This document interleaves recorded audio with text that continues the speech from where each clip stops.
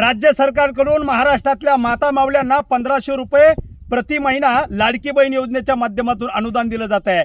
तर दुसरीकडे याच लाडक्या बहिणीचा सन्मान करताना आणि बहिणीच्या नात्याचं पावित्र्य जपणारा रक्षाबंधनाचा सण एकीकडे महाराष्ट्रात पार पडताना 3 वर्षाच्या चिमुरड्या ताईवरती बदलापूरमध्ये अत्याचार होतोय।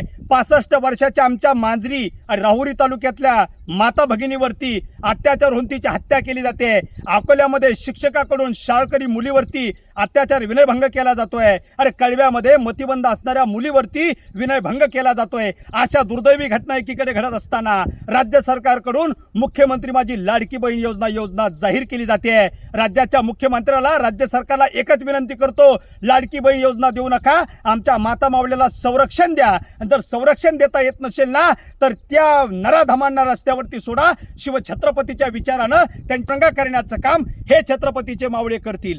जय शिव।